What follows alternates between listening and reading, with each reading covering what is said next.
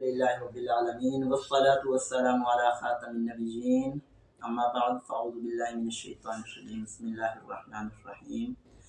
إن الله يسمع من يشاء آمنت بالله صدق الله العظيم۔ حضرات محترم، ہم اس وقت آپ کے سامنے اللہ والے جو لوگ گزرے ہیں ان کا مطالعہ کرنے کا جو شوق تھا اور مختلف دنیا کے اندر جن لوگوں نے ترقی کی ہے، بھلے وہ دنیاوی اعتبار سے ان کا جو شوق تھا، اگر ہم ان کا بھی شوق بیان کریں تو آپ کے ذہن میں یہ بات آئے گی کہ یار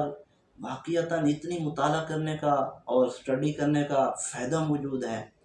تو ہم ابھی آپ کے سامنے چند ایک ایسے بزرگوں کا ذکر خیر کریں گے کہ جنہوں نے مختلف کتابوں کا، قرآن پاک کا مطالعہ کیا اور ایسا مطالعہ زبردست کیا کہ رہتی دنیا تک ان کا نام بھی ہے، ان کے مختلف فنون کو پڑھا بھی جاتا ہے۔ مثال کے طور پر فقہ حنفی کے بہت بڑے امام ہیں، امام اعظم حنیفہ علیہ رحمہ کے شاگرد خاص ہیں جن کو امام محمد علیہ رحمہ کہا جاتا ہے۔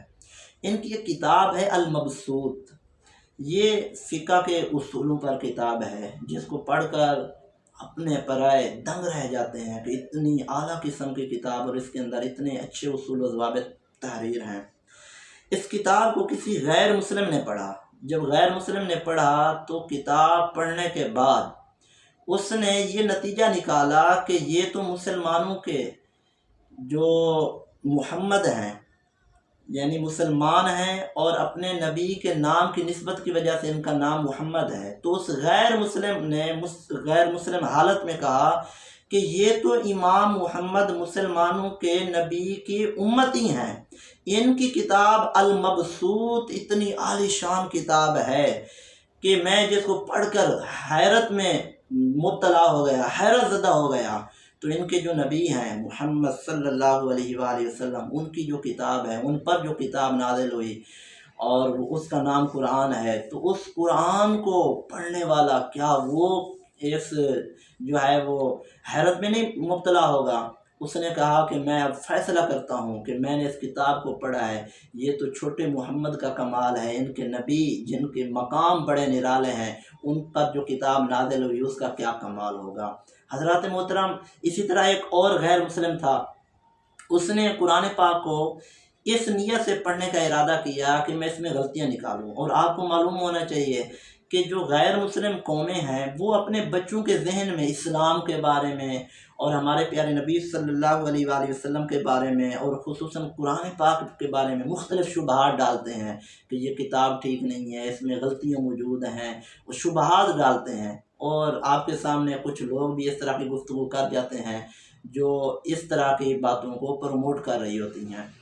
تو اس نے ارادہ کیا کہ قرآن پاک کو میں پڑھوں گا لیکن اس کے اندر غلطیاں جتنی بھی ہیں ان کو ہائی لائٹ کروں گا اور معاذ اللہ اس کے اندر عیب نکالوں گا۔ اب اللہ تعالیٰ نے اس کو ہدایت دینی تھی،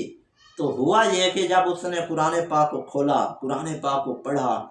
اس کا ارادہ تو تھا میں قرآن پاک پڑھوں گا، غلطیاں نکالوں گا، الحمد سے لے کر والناس تک پورا قرآن پڑھا۔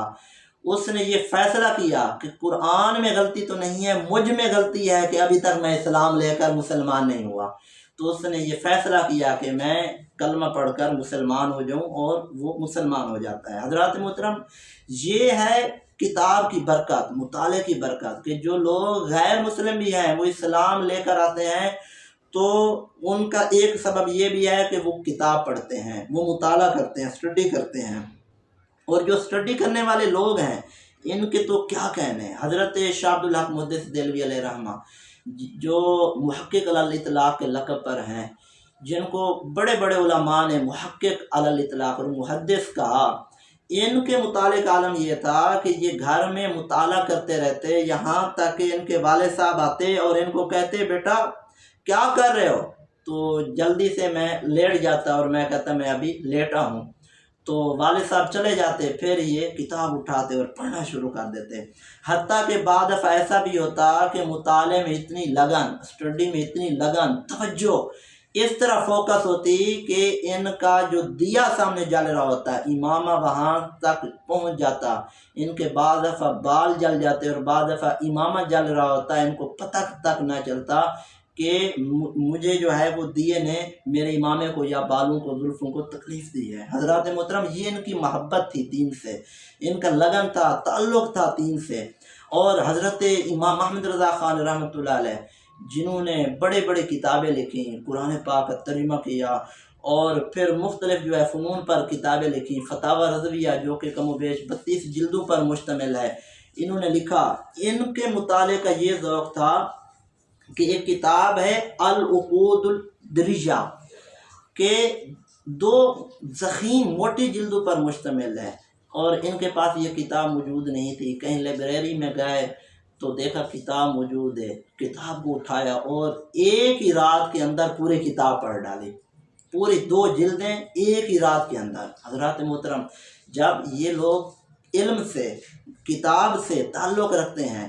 پھر کتاب ان کو یہ کہتی ہے، جب ان لوگوں سے پوچھا جاتا ہے کہ آپ کتاب سے اتنی محبت کیوں رکھتے ہیں، تو یہ ایک ہی جواب دیتے ہیں، کتاب ایسا دوست ہے، ہم اس کے ساتھ موجود ہوتے ہیں تو یہ کسی کی غیبت نہیں کرتی، ہم اس کتاب سے اٹھ جاتے ہیں، کتب سے اٹھ جاتے ہیں تو یہ ہماری غیبت نہیں کرتی۔ تو جو دوست ایسا ہے کہ نہ وہ کسی اور کی غیبت کرتا ہے، نہ وہ ہماری غیبت کرتا ہے، تو کیا ہی اچھا ہو کہ اب فرسٹ ایئر کے داخلے ہو رہے ہیں، میٹرک کے پیپر ہو گئے، نینتھ کے جو ہے وہ پیپر ہو گئے، بہت سے بچے جو ہے وہ ایزی ہو چکے ہیں۔ تو میں مشورہ دوں گا، آپ آئیں، اپنا مطالعہ بڑھائیں، اسٹڈی بڑھائیں۔ آپ اگر چاہتے ہیں کہ آپ کا دماغ مضبوط ہو، آپ اگر چاہتے ہیں آپ کی ذہنی کیفیت صلاحیت بڑھے، IQ لیول جو ہے وہ مضبوط ہو، تو میں آپ کو مشورہ دوں گا، اور یہ کتابوں میں موجود ہے، باقاعدہ آج کے لوگ ریسرچ کر رہے ہیں کہ اگر کوئی ڈپریشن کا شکار ہے تو وہ کتاب پڑھنا شروع کر دے، قرآن پاک کو ترجمے کے ساتھ، تفسیر کے ساتھ پڑھنا شروع کر دے، اور مختلف سیرت کی کتابیں پڑھنا شروع کر دے، تو وہ ڈپریشن سے نکل جائے گا۔ اور جس کا دماغ جو میموری ہے یہ کمزور ہے، حافظہ مضبوط نہیں ہے، بلکہ حضرت امام بخاری علیہ رحمہ آپ نے بھی یہ بات لکھی، آپ سے کسی نے پوچھا کہ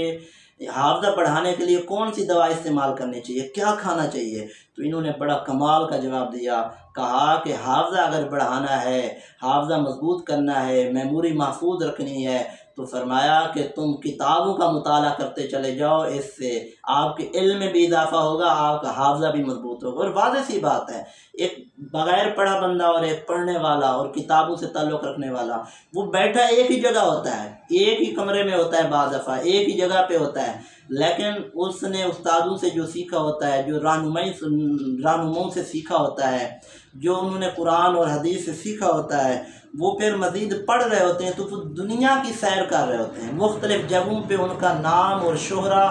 یوں بھی ہو جاتا ہے کہ انہوں نے مختلف علماء کی کتابوں کو پڑھا ہوتا ہے۔ تو آئیے ارادہ کیجئے کہ سے، دین سے اور ہمارے جو ہے وہ بنیادوں سے ہمیں ہٹا رہے ہیں۔ اللہ تعالیٰ ایسے علماء کا سایہ اور ان کی صحبت معیت نصیب فرمائے جن کے ساتھ ہم بیٹھیں علم کی محبت ہو، جن کے ساتھ ہم بیٹھیں علم کی خوشبو ہے، جن کے ساتھ ہم بیٹھیں تو ہمارے مطالعے میں، ہمارے رب تعالیٰ کی پہچان میں اضافہ ہو۔ اللہ پاک عمل خیر کی توفیق عطا فرمائے، آمین بجاہ نبی الامین صلی اللہ علیہ وسلم۔